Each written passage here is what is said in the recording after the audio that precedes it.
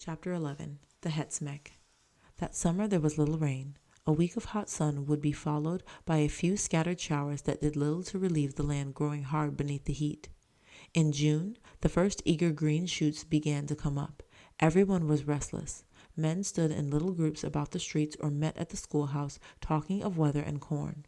Women watched with anxious eyes the diminishing piles of dried ears from the last harvest. Sun and heat, a few light showers, sun and heat.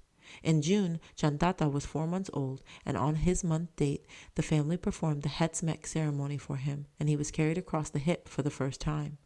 Tigre caught the excitement of the household. Up till then, Chantata was carried, if at all, across mother's shoulder or arm. Now he would be carried, as all babies after the Hetz Mek are carried, across mother's or great-grandmother's or even Concha's left hip.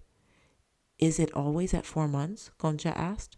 "Of course," Tigre said, feeling superior in his knowledge. "For a man-child, because there are 4 corners in the milpa." "And for a girl?" she asked. "For a girl, Hetz Mek is made on her 3rd month," father said. "Why do you think?" Concha smiled. "Because there are 3 stones in the koben." "Hearth?" "Yes, little daughter, 3 stones. 3 is woman's number, 4 is for the man." Concha helped to grind the corn for all the tortillas that would be eaten. In the long, flat wooden tub in the yard under the roble tree, mother washed. Father's and Tigre's best white cotton suits, Concha's and great-grandmother's and mother's finest embroidered huipils. She hung them on a line to dry in the sun, and later she ironed them with a heavy flat iron, heated on the hearth.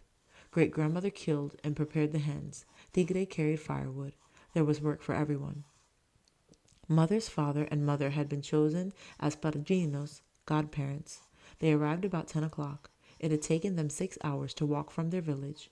Everything was ready when they arrived. The table for the ceremony stood in the center of the room, and on the table were the 9 objects that Chantata would need during his life: an axe, a machete, a book, a pencil, a prayer book, grains of corn, a pair of sandals, a planting stick, and a piece of money. Tigre noticed that grandfather had a new gun. Grandfather leaned it carelessly against the house outside. Tigre could hardly take his eyes from it. He always noticed men's guns. He knew each one and all its individual characteristics.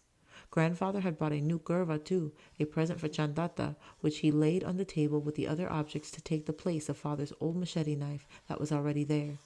Then Chantata was brought in. Father carried him proudly on his arms, and everyone admired him. Grandmother had made him a new huipil for the occasion, made of the softest white cotton, and embroidered with little purple flowers and yellow deer. Chantata looked solemnly about the room and held out his hands to grandfather. "Look, he knows what is expected of him," mother and great-grandmother said. "Here is the child," father said, "so you may do him the favor of making Hetz Mek." Grandfather took Chantata and put him across his hip, spreading out little Juan's legs. He began to walk around the table. He walked around once and picked up the axe and put it in Chantata's hands. "Here you have an axe," he said gravely, "so that you may learn to fell bush." The second time he walked around the table, he picked up the planting stick, "so that you may learn to plant seed." He walked around the table 9 times, each time picking up an object, "so that you may learn to read," grandfather said, picking up the book. "So that you may learn to pray," he said, putting the prayer book in Chantata's hands. Then grandmother took the baby and walked around the table with him 9 times, and each time she picked up a different object. All through the ceremony, little Juan Batista looked solemnly first at grandfather, then at grandmother, his face puckered a little. Tigre was afraid Chantata would cry, but he did not. Then it was over, and everyone was talking at once and laughing. "Did you ever see such a good baby?" they said. "He listened so carefully, as if he understood each word." Mother laughed and caught Chantata to her and proudly spread his legs across her hip. "I am sure he understood," she said. "He is so solemn and so wise." "Tigre was the merry one," grandmother said. "True," mother said. "Tigre, my son, when we made Hetz Mek for you, you laughed the whole time, as if it were a game."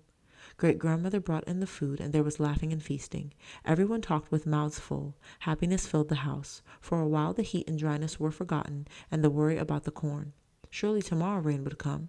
"I have forgotten something, I think," grandfather said. "How could I be so forgetful?" He left the house for a minute and returned carrying the gun. "For my grandson, Dionisio," he said, and held the gun out to Tigre, "because he who does a man's work should have a man's weapon as well." There were cartridges too, and everyone looked at Tigre and laughed as he took the gun. they had all known about it all the time.